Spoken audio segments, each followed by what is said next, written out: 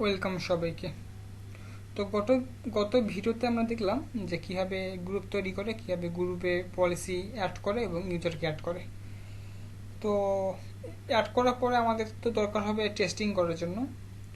তো যদি আমাদের অনেক ইউজার হয়ে যায় তখন তো আমাদের টেস্টিং করা অনেক টাফ হয়ে যাবে। এখন আমাদের দুটোই ইউজার আছে, আমরা চাইলে ইউজারে লগ ইন করে আমরা দেখতে পারি। তো বা প্রত্যেকটা ইউজার লগ ইন করে দেখতে পারবে যে তাদের পারমিশন ঠিকমতো কাজ করতেছে কিনা। কিন্তু আমাদের যখন 100 ইউজার বা থাউজেন্ডস অফ ইউজার হয়ে যাবে তখন তো একটা একটা করে একজন অ্যাডমিনের পক্ষে সম্ভব হবে না। তো যেটা আমরা করবো, এখন আমরা একটা AWS আমাদের একটা অপশন দিচ্ছে, সেটা হচ্ছে সিমুলেট। তো আমরা সিমুলেটে ক্লিক করব। তো এরকম সিমুলেটরে ওপেন ক্লিক করলে আমাদেরকে একটা ভার্চুয়াল সিমুলেটর দিয়ে দিবে। তো এখানে পলিসির আন্ডারে আমরা দেখতে পাচ্ছি সিলেক্টেড গ্রুপ EC2 ইউজার ফুল। আমরা EC2 ইউজার ফুল গ্রুপের সিমুলেটরে আছি এখন, এবং এই গ্রুপে এই পলিসিগুলো অ্যাটাচ করা আছে আমাদের। তো এখন এটা হচ্ছে পলিসি সিমুলেটরের উইন্ডো। তো এখানে আমরা যখন ট্রাই করব যে আমাদের পলিসিগুলো আসলে ঠিকভাবে কাজ করতেছে কিনা।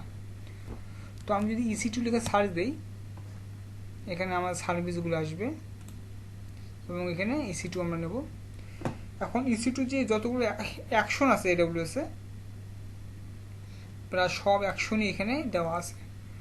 প্রত্যেকটা হচ্ছে EC2-র অ্যাকশন। যাদের কাছে EC2-র ফুল অ্যাক্সেস আছে তারা সবাই প্রত্যেকটা অ্যাকশনই এক্সিকিউট করতে পারবে।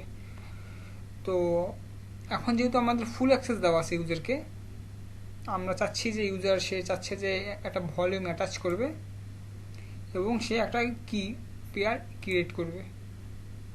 সিলেক্ট করার পরে এখানে লিস্টে দেখাচ্ছে এই দুটো পলিসি আমরা সিলেক্ট করছি। এখন যদি আমি রান সিমুলেটে ক্লিক করি তো আমরা দেখতে পারবো যে অ্যালাউড, তার মানে ইউজার এই পারমিশনটা বা এই অ্যাকশনটা এক্সিকিউট করতে পারবে।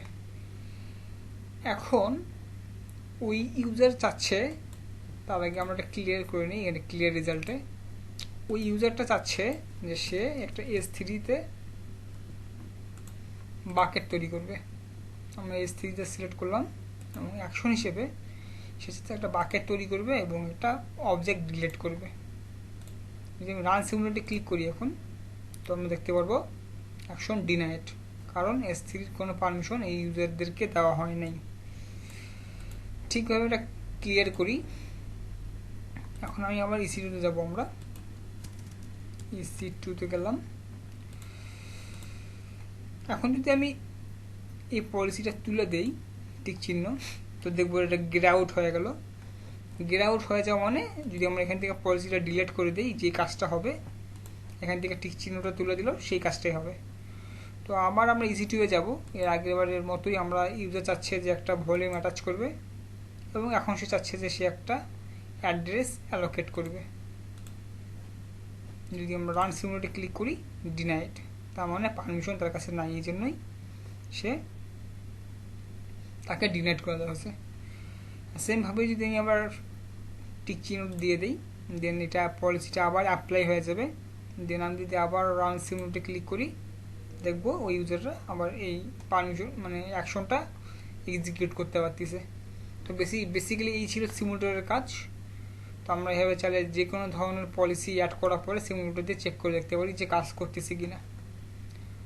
তো নেক্সট ভিডিওতে আমরা রোলস নিয়ে আলোচনা করব এবং ইউজার গ্রুপের আরও বেশ কিছু ফিচার আছে ওগুলো নিয়ে আলোচনা করব। ধন্যবাদ।